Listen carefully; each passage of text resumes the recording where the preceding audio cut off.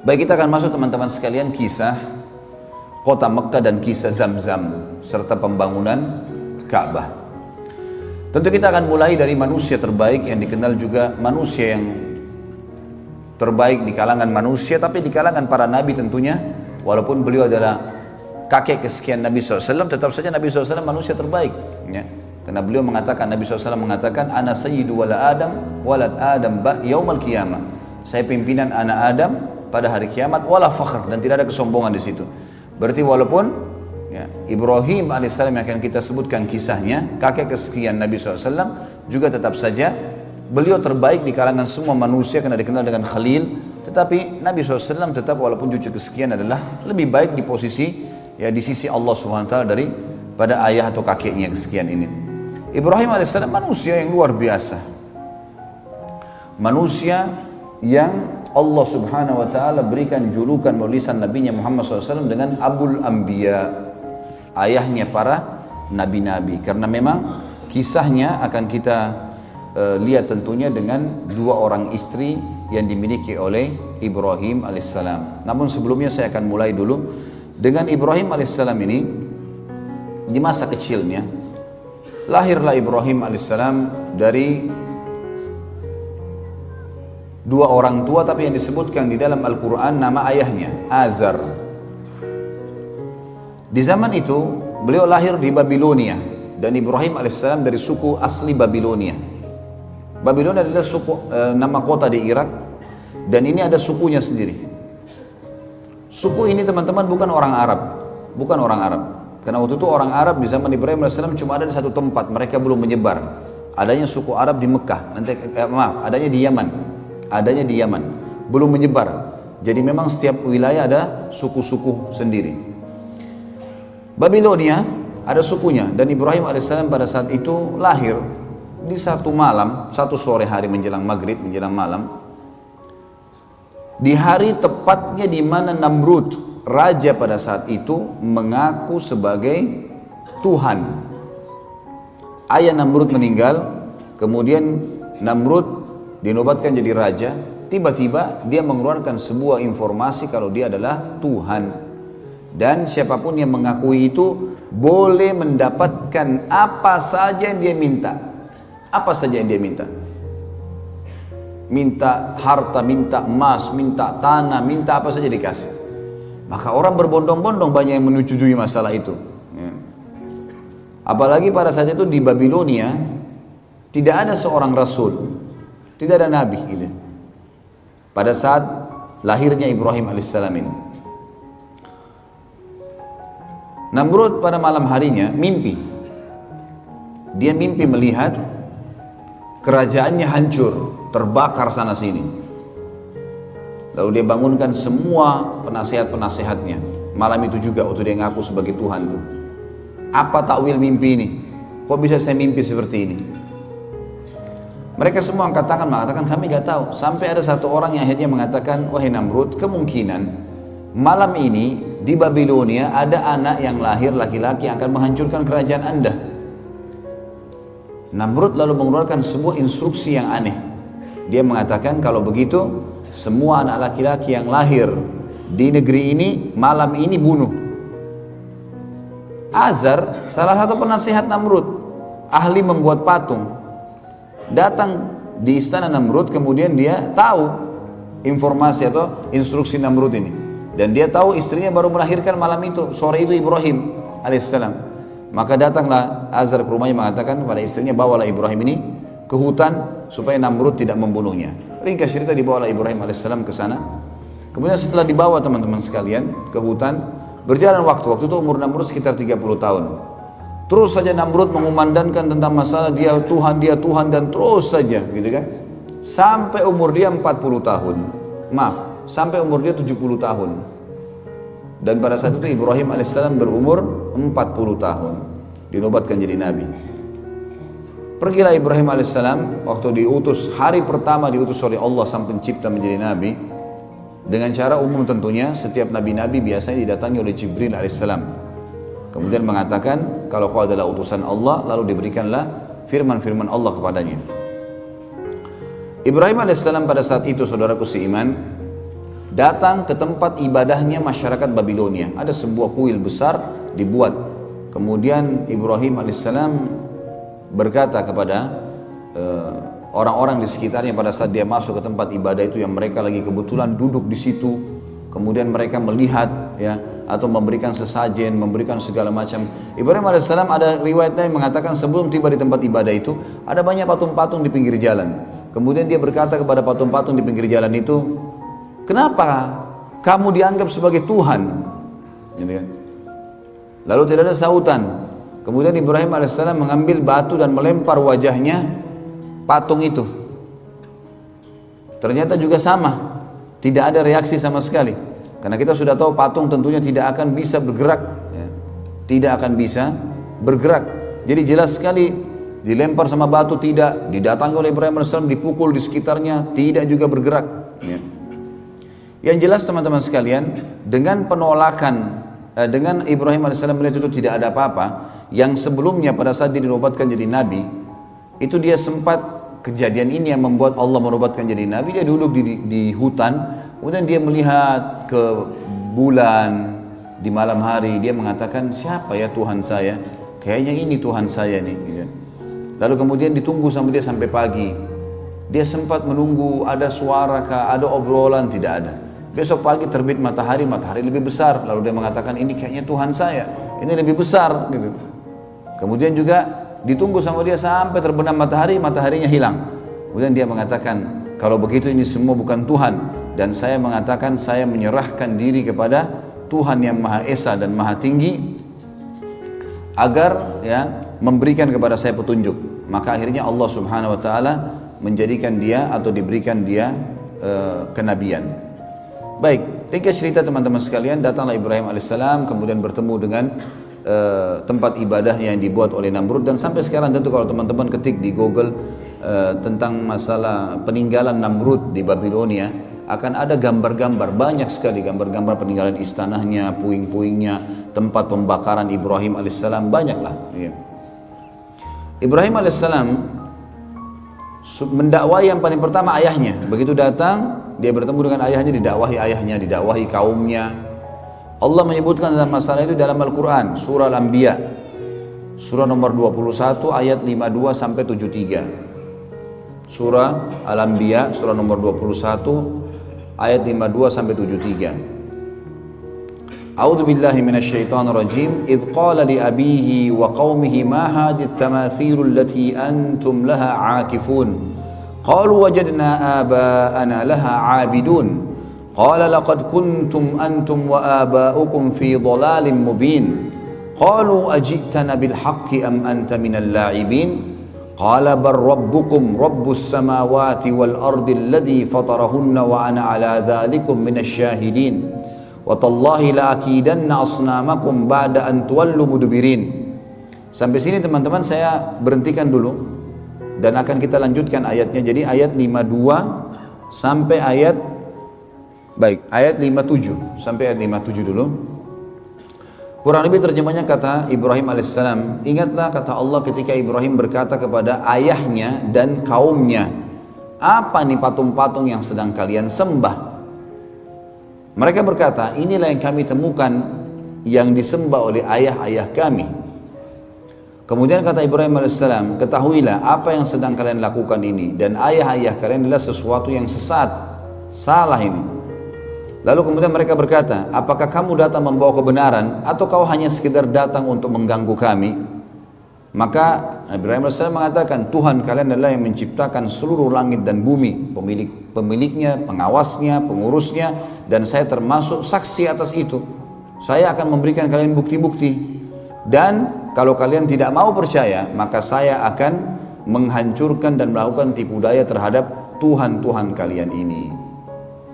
Ceritanya adalah Ibrahim alaihissalam masuk menemui ayahnya bersama dengan kaumnya lagi masuk ke dalam sebuah ma'bad, sebuah tempat ibadah yang dibuat mirip dengan piramida Mesir Fir'aun, tapi piramida agak mengerucut kotak, ya, seperti kotak lah batu-batu itu. Kalau ini enggak manjang, kayak bangunan manjang ke belakang, sampai sekarang masih ada tentu. Tangganya banyak ke atas. Ya, itu ada sebuah ruangan itu ditaruh patung-patung yang banyak sekali. Di antaranya patung Namrud. Dan mereka selalu tiap hari datang berikan sesajen, mohon-mohon, diberikanlah nama nih dewa api, dewa matahari, dewa bulan, dewa apalah, segala macam dewa-dewa nama mereka. Kemudian pada saat itu yang selalu membawa sesajen hanya orang penjaga kuil, tidak boleh yang lain. Kalau orang lain maka akan kualat. Ibrahim alaihissalam datang pada hari di mana beliau dinobatkan jadi nabi dan temukan ada ayahnya di situ bersama kaumnya sedang menyembah. Ibrahim alaihissalam langsung naik, kemudian mendekati patung yang memang pada saat itu dikasih tinggi, ditinggikan tempatnya, naik tangga, naik ke atas. Tidak ada yang berani naik ke atas sana, kecuali penjaga kuil saja. Karena keyakinan mereka kalau didekatin patung-patung ini maka akan kualat, akan putus kakinya, akan putus tangannya, akan stroke badannya, akan segala macam hal. Akhirnya Ibrahim alaihissalam datang kemudian mengajak ngobrol patung itu, mengatakan, hai yang dianggap Tuhan oleh masyarakat Babilonia, apa kau tidak marah pada saat Ibrahim alaihissalam mengambil sesuatu sesajen di situ? Maka tidak ada sautan. Saya mengambil sesajenmu. Orang semua lagi lihat. Lalu Ibrahim alaihissalam mengucapkan 2 kali sampai 3 kali tidak ada jawaban. Lalu diambil sedikit di situ potongan makanan lalu dilempar ke wajahnya patung itu. Jatuhlah ya buah atau makanan tersebut. Kemudian tidak ada sautan, karena kita tahu patung tidak akan bicara. Kata Ibrahim AS, hai yang dianggap Tuhan oleh masyarakat Babilonia, apa kau tidak bisa melawan saya? Kau tidak marah karena saya lempar kamu dengan sesajenmu sendiri? Nggak ada sautan. 2 kali nggak ada sautan, 3 kali nggak ada sautan. Mungkin biar jutaan kali tidak akan ada sautan tentunya. Pindah ke patung kedua dilakukan hal yang sama. Patung ketiga, semua patung itu dihina oleh Ibrahim AS. Setelah itu Ibrahim AS setelah keliling dari sisi kanan ruangan sampai ke sisi kiri, lalu dia mengatakan, hai kaumku, lihat ini apa yang kalian sembah. Patung kalian susun sendiri, kalian pahat sendiri, kalian bentuk matanya, kalian bentuk hidungnya, kalian yang pikul diangkat sampai ke situ. Lalu kenapa kok diminta tolong dari patung-patung ini? Yang telah menciptakan adalah kalian, Tuhan kalian Allah yang menciptakan langit dan bumi. Maka mereka diam, mereka tidak mau. Lalu Ibrahim mengatakan, saya pasti akan lakukan tipu daya terhadap patung-patung kalian ini. Apa tipu daya Ibrahim? Ayat 5, 8-nya berlanjut. Faja'alahum juzadzan illa kabiran lahum la'allahum yarji'un. Qalu man fa'ala hadha bi'alihatina innahu laminadh dhalimin. Qalu sami'na fatan yadhkuruhum yuqalu lahu Ibrahim. Qalu fa'tu bihi ala a'yunin nasi la'allahum yashhadun. Qalu a anta fa'alta hadha bi'alihatina ya Ibrahim? قال بل فعله كبيرهم هذا فاسألوهم إن كانوا ينطقون فرجعوا إلى أنفسهم فقالوا إنكم أنتم ظالمون ثم نكسوا على رؤوسهم لقد علمت ما هؤلاء ينطقون قال أفتعبدون من دون الله ما لا ينفعكم شيئا ولا يضركم أف لكم ولم تعبدون من دون الله أفلا تعقلون. Sampai sini teman-teman, sampai di ayat 67 ya. Ayat 67 saya terjemahkan dan saya hubungkan dengan kisahnya. Maka pada saat itu kaumnya keluar dari ruangan ibadah tadi, tinggalkan Ibrahim AS. Kata Ibrahim, sebentar, kalau kalian tidak mau dengar apa yang saya sampaikan, saya ini utusan Allah pencipta langit dan bumi dan saya akan sampaikan kepada kalian. Kalian tetap mau sembah berhala, saya akan lakukan tipu daya loh. Mereka tinggalkan, tidak mau dengar Ibrahim AS. Sempat bimbang tapi mereka tinggalkan. Ibrahim AS keluar cari kampak dan masuk menghancurkan patung-patung itu. Dipotong kepalanya, potong tangannya, potong kakinya, dihancurin semuanya. Dan Ibrahim AS membiarkan patung yang paling besar, patungnya Namrud ada di tengah-tengah ruangan, enggak diganggu sama sekali. Tapi ada patung ular, patung singa, dipotong kepalanya, ditaruh di pahanya patung Namrud. Kampaknya juga ditaruh di tangannya patung Namrud. Maka besok pagi pada saat mereka mau beribadah lagi, mereka temukan tempat ibadah mereka hancur semuanya. Dan pada malam hari pada saat Ibrahim AS menghancurkan, penjaga kuil ada, tapi penjaga kuilnya ketakutan karena dia sendiri yakin ini kualat, kalau dekatin patung itu kualat, bisa stroke, bisa terpotong tangannya, apalagi hancurin ke Ibrahim. Ini luar biasa Nabi Ibrahim AS. Maka dia tidak berani buat apa-apa, takut dia. Besok pagi orang-orang yang menyembah ditanya dia, kenapa ini? Siapa yang buat ini? Penjaga kuilnya nyaut, yang tadi malam tuh Ibrahim, gitu kan? Itu yang Allah katakan di sini, kan? Maka Ibrahim menghancurkan semua, juzadzan illa kabira. Jadi memang Ibrahim AS menghancurkan lebur semuanya kecuali yang paling besar, patungnya Namrud, agar mereka sadar. Lalu mereka berkata, siapa yang membuat ini kepada Tuhan-Tuhan kami? Penjaga kuil mengatakan, kami mendengar dan yang kami tahu adalah yang tadi malam itu, Fatan itu dianggap anak muda, ya, yang semalam yang bernama Ibrahim. Maka mereka berkata, datangkanlah Ibrahim itu di depan orang-orang semuanya agar mereka bisa menyaksikan dan mendengarkan argumentasinya. Kenapa dihancurin? Maka begitu datang, mereka tanya, hai Ibrahim, apakah kau yang lakukan ini pada Tuhan-Tuhan kami? Maka Ibrahim berkata, bukan. Ibrahim mengatakan, qala bal fa'alahu kabiruhum. Kenapa tanya saya? Tanya patung yang paling besar itu yang pegang kampak, gitu kan. Tanya kalau dia bisa ngomong, gitu. Maka mereka kembali ke diri mereka sendiri, lalu mereka mengatakan, sesungguhnya kalianlah yang zalim. Setelah mereka dengar, pikir benar ya. Kata Ibrahim, coba lihat, kalau memang dia bisa buat apa-apa, maka dia yang melakukan. Kalau kalian yakin dia tidak bisa melakukan, lalu kenapa kalian menganggap dia sebagai Tuhan? Karena kebetulan waktu itu semua patung dewa ini, mereka anggap di bawah patungnya Namrud. Namrud adalah Tuhan, di atas Tuhan-Tuhan semuanya, paling kuat. Kemudian mereka kembali ke diri mereka, kata Allah. Setelah itu mereka, salah satu yang mengatakan, kayaknya kita yang zalim nih, kita yang salah. Kemudian mereka menundukkan kepala-kepala mereka dan akhirnya Ibrahim menunggangi untuk berdakwah. Kata Ibrahim, bukankah kalian lihat patung-patung ini tidak bisa ngomong sama sekali? Tsumma nukisu ala rusim laqad alimta ma haula yantiqun. Kalian tahu ini tidak bisa ngomong sebenarnya. Kemudian Ibrahim mengatakan, apakah kalian menyembah selain daripada Allah yang tidak bisa memberikan manfaat dan mudarat kepada kalian sedikit pun? Sungguh kecelakaan dan terhina perbuatan kalian karena kalian menyembah selain Allah. Sementara mereka, apakah kalian tidak berakal?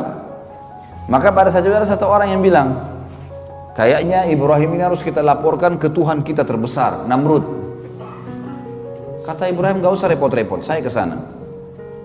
Pagi hari, waktu itu sudah pagi. Namrud ini punya tradisi teman-teman sekalian, setiap pagi dia selalu duduk, setelah rapi, habis mandi, bersih segala, ada tirai yang ditaruh antara dia dengan pengikutnya, lalu diangkat tirai tersebut, ternyata orang-orang begitu lihat dia sujud semua, lalu mengatakan, wahai Tuhan kami yang agung Namrud, gitu. Begitulah ceritanya. Maka pada saat itu teman-teman sekalian, Ibrahim AS masuk bersama bondong-bondong manusia. Begitu tiba di dalam, semua orang diangkat tirai, semua orang sujud kepada Namrud kecuali Ibrahim AS. 40 tahun Namrud disujuti dan tidak pernah ada orang bangkang kecuali pada saat itu. Namrud tanya, siapa kamu nih? Kok bisanya kau tidak sujud dengan saya? Ibrahim AS utusan Allah. Dia nggak pakai ngomong, bukan mengatakan hai Raja Namrud, apalagi Tuhan Namrud gitu kan. Panggil namanya, hai Namrud. Belum pernah ada orang berani panggil Namrud begini gitu. Semua orang yang lagi sujud angkat kepalanya. Ini unik ini. Nggak pernah ada orang begini. Dia mengatakan, wahai Namrud, dari mana kau ngaku Tuhan? Kamu manusia biasa seperti saya, seperti kami semua. Punya dua mata, punya dua tangan, punya dua kaki. Kamu juga sama dengan kami, lahir dari bayi, anak-anak, remaja, tua. Seperti sekarang kau juga akan mati. Yang menghidupkan dan mematikan adalah Allah, Tuhanku dan Tuhanmu, dan Tuhan semuanya. Namrud waktu itu tidak mau kalah. Namrud mengatakan, baiklah Ibrahim, kalau kau ngaku Tuhanmu itu bisa menghidupkan, mematikan, saya juga bisa. Mau bukti? Kata Ibrahim, iya. Baik. Tangkap, disuruh pengawalnya, tangkap dua orang laki-laki yang lewat depan istana. Ditangkap dua orang. Yang satu disuruh pergi, dikasih hadiah macam-macam, pergilah. Kemudian yang satu disuruh bunuh, mati di tempat. Kata Namrud, lihat, saya menghidupkan dan saya mematikan. Ini kan kebodohan, karena orang yang disuruh pergi sudah hidup sebelumnya. Tapi akal-akalan dia mengatakan apa? Ini saya menghidupkan dan saya mematikan. Jibril alaihissalam datang menyampaikan kepada Ibrahim, ini orang ini percuma, diajak dialog di dunia, di bumi, dia akan terus cari akal, tantang di langit sekalian. Kata Ibrahim alaihissalam, wahai Namrud, Tuhanku dan Tuhanmu Allah, dan Tuhan segala sesuatunya memindahkan matahari setiap hari dari timur ke barat. Apa kau bisa? Maka terdiamlah Namrud, tidak bisa ngomong. Allah mengatakan, nanti kita bacakan ayatnya, fabuhital ladzi kafar. Maka orang kafir itu jadi terdiam, tidak bisa bicara. Karena jengkel, dia bilang pada pengawal-pengawalnya, tangkap, penjarakan Ibrahim ini, penjarakan. Musyawarah, kira-kira apa jalan keluarnya? Saya mau bunuh Ibrahim, tapi saya nggak mau mati biasa, harus mati yang spektakuler, yang besar, yang membuat tidak ada lagi orang yang membantah ketuhanan saya. Musyawarah demi musyawarah sampai muncul akhirnya ide untuk membakar, karena bakar adalah cara membunuh yang paling menyakitkan. Dari pertama dibakar sampai mati kan tetap sakit gitu loh. Dibuatlah api dengan biaya yang besar. Namrud kerahkan semua kekuatan sampai terbuat api. Dalam sebuah riwayat Bukhari disebutkan, kalau burung lewat dan kena asap, uapnya asap itu walaupun tinggi, tiba-tiba sudah terpanggang karena besarnya gitu. Api itu panas sekali, setinggi kurang lebih istana Namrud 30-40 siku ke langit. Ini sekitar 17-20 meter tingginya. Setelah itu Ibrahim AS dikeluarkan lalu kemudian dibakar. Setelah dibakar, dilempar, Namrud mengatakan 3 hari biarkan Ibrahim dalam api, dibiarkan. Setelah 3 hari dipadamkan, ternyata Ibrahim AS ada di tengah-tengah tumpuhan mereka. Setelah itu Ibrahim AS ya, diselamatkan oleh Allah. Lalu Namrud pun pulang ke istananya, orang semua bubar dalam kondisi bingung, kok bisa Ibrahim, manusia mana nih dibakar tidak mati, nggak mungkin gitu kan. Dan tersebar berita ternyata Tuhan kita Namrud tidak bisa membunuh Ibrahim karena Ibrahim dibela sama Tuhannya. Jadi Tuhan Ibrahim lebih kuat. Namrud pulang ke istananya, kemudian dia bingung sambil mabuk-mabukan, gimana jalan keluarnya nih. Dan memang subhanallah, orang-orang kafir sering dikasih oleh Allah kesempatan untuk melakukan satu hal yang maksimal, tapi nanti akhirnya ya, Allah batalkan dengan hal yang kecil. Seperti Namrud sekarang sudah biayai berapa banyak mahalnya api tersebut, biayanya besar, kerahkan tenaga dan tidak ada lagi cara membunuh yang lebih hebat daripada api yang besar. Sekarang kalau dibakar nggak mempan, kira-kira ditebas pedang mempan nggak? Atau dilempar batu, atau dipatahin tulangnya, udah nggak bisa, kena api aja nggak bisa buat apa-apa sama dia gitu. Maka Namrud pun besok paginya kedatangan, diutus oleh Allah padanya seekor lalat, yang lalat itu masuk ke lubang hidungnya gitu kan. Awalnya tentu Namrud ini dia didekati oleh lalat sampai dia capek. Lalat ini selalu datang, ribut dekat kupingnya. Kayak kita kalau lagi ribut dekat kuping lalat, usir datang lagi. Bingung juga gimana cara lawannya tuh. Setiap Namrud mau ngamuk marah, lalatnya pergi, nanti kembali lagi. Sampai dia teriak-teriak prajuritnya, bunuh lalat ini, nggak ada yang bisa lawan. Lalat mau dilawan dengan apa? Dengan 1000 otot. Dengan sebilah pedang yang tajam, nggak ada yang bisa lawan lalat gitu. Dengan kuasa Allah, lalatnya datang ribut dekat kupingnya, pergi lagi. Sampainya Namrud dari pagi sampai malam, kecapean dia. Kena capek dia duduk di singgasananya.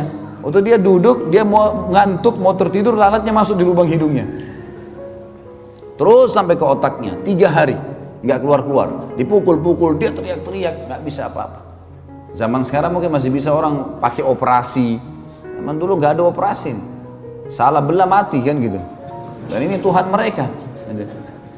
Akhirnya setelah 3 hari nggak makan, nggak minum, nggak buang air besar, nggak buang air kecil, mati Namrud. Begitu dia jatuh, istri anaknya semua, dayang-dayangnya semuanya, perdana menteri, penasihatnya, orang-orang yang dekat dengan dia yang ngakuin dia sebagai Tuhan, jadi selalu sujud tiap hari, itu lihat sendiri lalat keluar dari hidung Namrud. Dan tersebar berita Namrud Tuhan kita dibunuh oleh lalat. Allah mengatakan dalam Al-Quran, lanjutan tadi ayatnya ya, kata mereka, qalu harrikuhu wansuru alihatakum in kuntum fa'ilin. Teman-teman tahu kalau pegang Quran dilihat ayat-ayat ini ya, karena ini ayat bersambung. Maka mereka berkata, bakarlah dia dan tolonglah Tuhan-Tuhan kalian, karena dia sudah rusak tadi tempat ibadah kita, dihancurin Tuhan-Tuhan kita, maka bakar si Ibrahim ini. Qulna ya naru kuni bardan wa salaman ala Ibrahim.